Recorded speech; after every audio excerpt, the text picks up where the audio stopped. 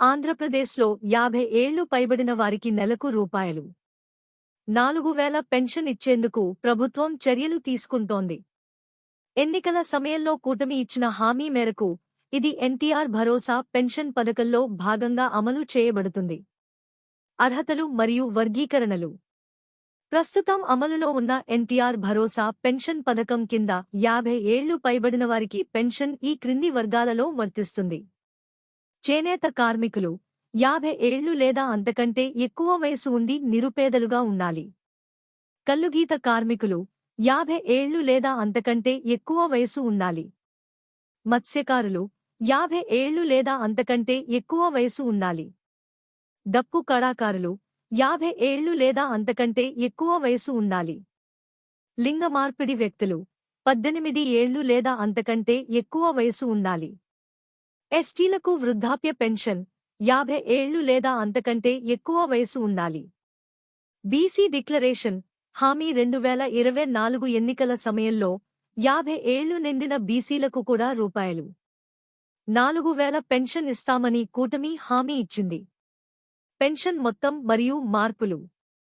పెరిగిన పెన్షన్ మొత్తం జూలై 2024 నుండి ఎన్టీఆర్ భరోసా పథకం కింద పెన్షన్ మొత్తం పెంచబడింది. వృద్ధులు, వితంతువులు, ఒంటరి మహిళలు, చేనేత, మత్స్యకారులు, కల్లుగీత కార్మికులకు నెలవారీ పెన్షన్ రూపాయలు 4,000కు పెరిగింది.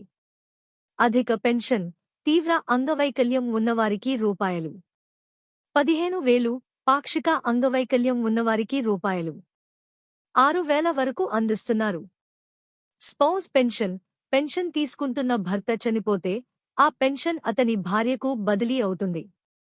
అక్టోబర్ 2025లో ఈ కేటగిరీ కింద కొత్త లబ్ధిదారులకు పెన్షన్లు పంపిణీ చేశారు. జూలై నుండి పంపిణీ పెంచిన పెన్షన్ మొత్తాన్ని జూలై 2024 నుండి పంపిణీ చేస్తున్నారు. ఏప్రిల్ నుండి జూన్ వరకు ఉన్న బకాయిలను కూడా జూలైలో చెల్లించారు. కొత్త మార్పులు మరియు గందరగోళం. కొత్త ప్రభుత్వం వచ్చాక పెన్షన్ తొలగింపుపై కొన్ని అపోహలు నెలకొన్నాయి. అయితే అర్హత ఉన్న ఎవరికీ పెన్షన్లు తొలగించలేదని, 50 ఏళ్లు పైబడిన వారికి కూడా పెన్షన్లు అందుతున్నాయని మంత్రి కొండపల్లి శ్రీనివాస్ సెప్టెంబర్ 2025లో స్పష్టం చేశారు.